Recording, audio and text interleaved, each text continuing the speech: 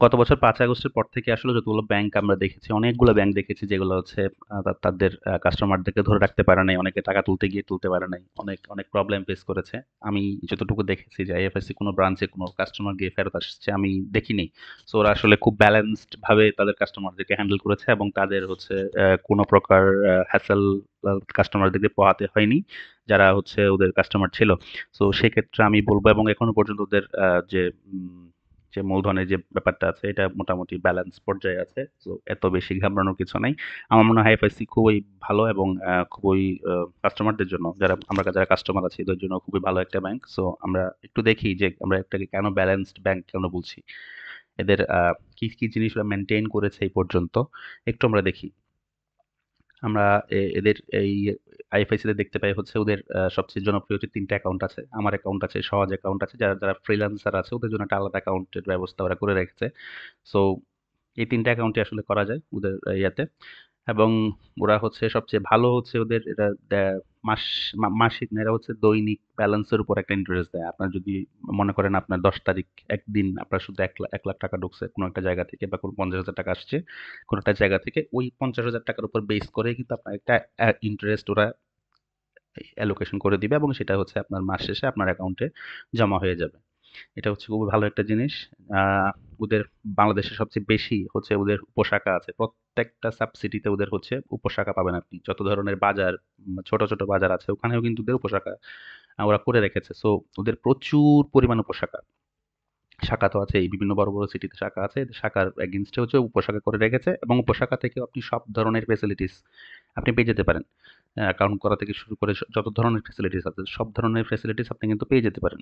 So এটা একটা ভালো ওদের একটা অপরচুনিটি। এবং নারীদের জন্য ওরা বিভিন্ন স্কিম করে রেখেছে। ভালো, ভালো কিছু ব্যাপার ওরা নারীদের জন্য করে রেখেছে। নারীদের জন্য লোন দেয় ওরা। গ্রামে বা শহরে যারা উদ্যোক্তা আছেন ওদের জন্য খুব কম সময়ের মধ্যে এরা একটা ইয়ে করে রাখে। সো নারীদের জন্য ওটা ভালো কিছু ব্যবস্থা আছে। আর এখানে হচ্ছে লেনদেনের কোনো আসলে, যেমন আমি যদি আমার অ্যাকাউন্টের কথা বলি, আমরা ব্যবসায়ীরা কি করে, যারা সাধারণত অনেক লেনদেন যেহেতু হয় ওরা কারেন্ট অ্যাকাউন্ট করে রাখে। এখানে আমার অ্যাকাউন্ট যেটা আছে এটা যদিও কারেন্ট অ্যাকাউন্ট না, কিন্তু কারেন্ট অ্যাকাউন্টের মতোই এটা এখানে যত ধরনের লেনদেন আছে, যত ইনকাম ডিপোজিট করেন, উইথড্র করেন, কোনো সমস্যা নেই। এটা হচ্ছে, এবং মাসে শেষে আপনাকে ওইটার উপর ভিত্তি করে ইন্টারেস্টও দেয়া হয়। সো এটা খুবই ভালো এবং এখানে কোনো ইয়ে নেই, কোনো চার্জ ওরা নে ইয়ে করে না, কাট করে না ইয়ের জন্য। যে আপনি টাকা ট্রান্সফার করছেন মানে ইন্টারনেট ব্যাংকিং এর জন্য ওরা কোনো টাকা চার্জ করে না। ডিপিএস বলেন, এফডিআর বলেন, এখানে ওরা সর্বোচ্চ মুনাফা দেয়। সো আপনি এখানেও হচ্ছে আমি দেখিনি যে ১ মাসের এফডিআর এ এত বেশি মুনাফা অন্য কোনো ব্যাংকে দিচ্ছে। আমি দেখেছি যে এফআইসি তে হচ্ছে সবচেয়ে বেশি মুনাফা দেয়। সো আপনি এখানে ইয়ে করতে পারেন। আপনার যদি ১ মাসের জন্য বা খুব শর্ট টাইমের জন্য কোনো কিছু ডিপোজিট করতে চান এখানে করতে পারেন। ডিপিএস ও সেইম। আমি ডিপিএস ও খুব ভালো একটা ইন্টারেস্ট দেয়। তারপর হচ্ছে ওদের অ্যাপস হচ্ছে ভালো। যে অ্যাপসে হচ্ছে আপনারা আ সব ধরনের কাজই করতে পারেন। এখানে টাকা ট্রান্সফার, মোবাইল টাকা ঢোকানো, বিদ্যুৎ বিল, গ্যাসের বিল, যত ধরনের কাজ আছে, সব ধরনের ইএফটি, এনপিএসবি সব ধরনের কাজই করতে পারেন। সো এটাও খুব ভালো একটা আ অ্যাপস। অন্যান্য অ্যাপসও দেখেছি। অন্যান্য অ্যাপসেও করা যায়। কিছু, কিছু ব্যাংকের অ্যাপস খুবই ভালো। তার মধ্যে আইফআইসির একটা আমি বলতে পারি। ওদের হচ্ছে আগে তেমন ভালো ছিল না। এখন কিন্তু নতুন আপডেট আসার পরে খুব স্টেবল একটা অ্যাপস ওরা ক্রিয়েট করার ট্রাই করেছে। সো খুবই ভালো। তারপরে ওদের কার্ড দিয়ে হচ্ছে যেকোনো ব্যাংকের, বাংলাদেশের যেকোনো ব্যাংকের বুথ থেকে টাকা তোলা যায় এবং সেটা সম্পূর্ণ ফ্রিতে। এটাও খুব ভালো একটা অপরচুনিটি। ওদের ২ টা কার্ড আছে। আমার মানে আমার সহজ অ্যাকাউন্টের জন্য একটা, আর হচ্ছে আমার অ্যাকাউন্টের জন্য একটা। ২ টাই হচ্ছে সেইম। ২ টাই একটা, যেটা সহজ অ্যাকাউন্টের আছে ওটাতে কিন্তু আপনি ডুয়াল কারেন্সি পাবেন না। আর যেটা আমার অ্যাকাউন্ট আছে ওইটাতে ডুয়াল কারেন্সিও পাবেন। সো যদি আপনি আমার অ্যাকাউন্টের যে কার্ডটা আছে ওটা যদি নেন তাহলে হচ্ছে আপনি বাইরেও ট্রানজ্যাকশন করতে পারবেন এবং বাংলাদেশের যেকোনো বুথ থেকে যদি আপনি টাকা তোলেন তাহলে হচ্ছে সম্পূর্ণ ফ্রিতে তুলতে পারবেন। এটা মনে করেন আপনি ব্র্যাক ব্যাংকের একটা বুথ থেকে টাকা তুলবেন বা অন্য কোনো পদ্মা ব্যাংক থেকে টাকা তুলবেন, কোনো সমস্যা নেই, আপনি তুলতে পারবেন।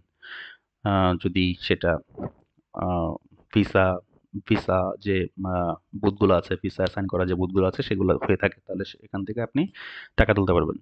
তারপর হচ্ছে আর কিছু ব্যাপার বলি। অনেকে মনে করে যে আইএফএসসি হচ্ছে সালমান এফ রহমানের একটা নাম যেহেতু জড়িত আছে, ওইটা মনে হয় ওর ব্যাংক। না, এটা ওর ব্যাংক না মোটেও। এখানে হচ্ছে বাংলাদেশ সরকারেরও কিছু শেয়ার আছে। যেটা হচ্ছে 32.75% একটা শেয়ার বাংলাদেশ সরকারের নিজের আছে। তারপর অন্যান্য যে বিনিয়োগকারী আছে না, অনেক বিনিয়োগকারী কিন্তু সাধারণ জনগণ, মানে শেয়ার মার্কেট, অনেক ধরনের বিনিয়োগকারী আছে। সো এখানের এই পোর্শনটা অনেক বড়। 67.25, এটা শুধুমাত্র আইএফআইসি ব্যাংকটা শুধুমাত্র সালমানের রহমানের না। এটা হচ্ছে সাধারণ বিনিয়োগকারী যারা আছে ওদের এবং সরকারের। সো এখানে বিনিয়োগ করতে আসলে তেমন কোনো সন্দেহ পোষণ করার দরকার নেই। করতে পারেন। তারপরে হচ্ছে এখানে প্রায় ১৪০০রও বেশি উপশাখা আছে বাংলাদেশের, শাখা উপশাখা। সো অনেক বিস্তৃত একটা ব্যাংক এটা, এবং এটা প্রায় গত ৫০ বছর ধরেই বাংলাদেশে আছে। সো এটার অনেক অনেক অনেক কর্মী আছে।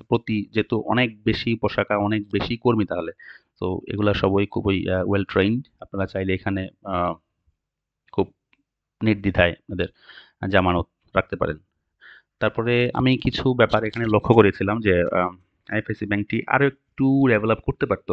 কি বিষয়গুলা মনে হয় একটু যদি আমরা ফোকাস করতে পারতাম, একটু যদি আইএফআইসি কর্তৃপক্ষ যদি ফোকাস করতে পারতো, তাহলে হচ্ছে মনে হয় আরেকটু ভালো করতে পারতো। আমি যদি ১ নাম্বারে বলি যে অন্য ব্যাংক থেকে যে টাকা তোলার যে লিমিটটা, আগে ছিল কি যে অন্য ব্যাংক থেকে আমরা আনলিমিটেড, অন্য বুথ থেকে আমরা আনলিমিটেড টাকা তুলতে পারতাম। আনলিমিটেড বার টাকা তুলতে পারতাম। আ আইএফআইসির যে কার্ডটা আছে সেটা দিয়ে। কিন্তু গত ২ মাস ধরে এইটা হচ্ছে ওরা লিমিট করে দিয়েছে। ৫ টার বেশি ট্রান্সেকশন করতে পারে না। ৫ টার বেশি করলে চার্জ কাটবে। মানে ৬ নাম্বার ট্রান্সেকশন থেকে অন্য ব্যাংকের বুথ থেকে তুলে চার্জ কাটবে। যেটা হচ্ছে আ আমার মনে হয় পূর্বের যে নিয়মটা ছিল এটা করলে মনে হয় আরো বেশি ইউজার ফ্রেন্ডলি হতো। গ্রাহকরা আরো বেশি খুশি হতো। তারপরে আসি এনপিএসবি যে ফান্ড ট্রান্সফার আছে সেটা হচ্ছে বিভিন্ন ব্যাংকে টাকা কাটে না কিন্তু। এনপিএসবি বলেন, ইএফটি বলেন, কোনোটাতে কিন্তু টাকা কাটার কথা না। আ দেখেছি আমি যে ইয়াতে আইএফএসসি ব্যাংকের যে অ্যাপসটা আছে ওটা থেকে যদি আমি এনপিএসবি ফান্ড ট্রান্সফার করি সেক্ষেত্রে হচ্ছে ৳১০ র একটা ট্রান্সফার চার্জ কাটে। সো এটা না কাটলেও ভালো হতো। যারা ইউজার আছে ওদের জন্য আম সুবিধা হতো। তারপরে অ্যাপস থেকে যে আমি দেখেছি যে আমাদের যদি ডিপিএস করতে হয়, এফডিআর করতে হয় তাহলে ব্রাঞ্চে গিয়ে বা সাব ব্রাঞ্চে গিয়ে হচ্ছে পেপারস মেইনটেইন করতে হয় এখনো। সো যেটা এখন অনেকগুলা ব্যাংকে হচ্ছে এটা অ্যাপস ভিত্তিক করে ফেলেছে। অ্যাপস থেকেই খোলা যায়, অ্যাপস থেকে ভাঙা যায়। এটা এরকম করতে পারলে আমার মনে হয় সবচেয়ে বেশি ভালো হতো। আমাদের যে সময়টা আছে, গ্রাহকদের যে সময়টা আছে, কিন্তু ব্রাঞ্চে যাওয়া আসা একটা হ্যাসেলের ব্যাপার। সো এটা এড়িয়ে যাওয়া যেত আরকি। এটা করা যায়। তারপরে হচ্ছে আ আমাদের ওরা যদিও ওরা আ অ্যাকাউন্ট করার জন্য ওদের ওয়েবসাইট আছে। ওখান থেকে সব ধরনের কাজই করা যায়। বাট আপনি যদি অ্যাক্টিভ করতে চান, তাহলে আপনাকে ব্রাঞ্চে গিয়ে কথা বলতে হবে। ব্রাঞ্চে গিয়ে হচ্ছে মানে আপনাকে ব্রাঞ্চে যাওয়াই লাগবে।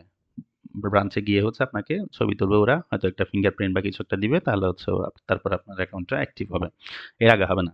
সো তার মানে আপনি বাসায় বসেও কিন্তু আপনি এটা অ্যাক্টিভ করতে পারছেন না। এটা বিভিন্ন ব্যাংকে এখন চালু করেছে যে ব্রাঞ্চে যেতেই হয় না। এটা আপনি বাসা থেকেই সবকিছু করে ফেলতে পারেন। সো এটা করা যেত। এটা করলে মনে হয় আরো একটু বেটার হতো। তারপরে হচ্ছে সহজ অ্যাকাউন্টে যে কার্ডটা দেয়, ডেবিট কার্ড, সেটা কিন্তু মাল্টি কারেন্সি না। এটা মাল্টি কারেন্সি করা যেত। মাল্টি কারেন্সি করলে আমার মনে হয় আরেকটু গ্রাহকের সংখ্যা একটু বাড়তো। তারপরে আমার অ্যাকাউন্টে যে মেইনটেন্যান্স ফিটা আছে, এটা অনেক বেশি মনে হয় আমার কাছে, ৳৬৯০ আ এটা কোনো ব্যালেন্সের উপর ভিত্তি করে না, কিন্তু আপনি যদি জিরো ব্যালেন্সও রাখেন সেক্ষেত্রেও কিন্তু ৳৬৯০ আপনাকে মেইনটেন্যান্স চার্জ দিতে হয়। সো এটা আমার মনে হয় আ একটু শিথিল করা যায়, একটু কমানো যায়। আমি বলছি না যে একদম জিরো করে ফেলতে, বা এটা কন্ডিশনাল দেওয়া যায় যে অন্যান্য যে ব্যাংকের অন্যান্য যে অপরচুনিটি গুলো আছে, যেমন ৳১০,০০০ র নিচে হলে জিরো মেইনটেন্যান্স ফি, ৳১০,০০০ র উপরে গেলে, ৳২৫,০০০ পর্যন্ত গেলে ৳১০০ বা ৳১৫০ এরকম একটা অ্যামাউন্ট করা রাখা যায়। সো খুব বেশি যেন ইফেক্ট না করে। এটা করা যেত আমার মনে হয়। সো এগুলার দিকে নজর দিতে পারে কর্তৃপক্ষ। আহ ধন্যবাদ এতক্ষণ ধরে ভিডিওটা দেখার জন্য। যদি কোনো কিছু জানার থাকে আরো, যদি আরো কিছু জানার থাকে, বোঝার থাকে, কমেন্ট বক্সে লিখতে পারেন। আমি অ্যান্সার দেওয়ার ট্রাই করব। আর যদি নতুন হয়ে থাকেন অবশ্যই একটু সাপোর্ট দিবেন। ধন্যবাদ।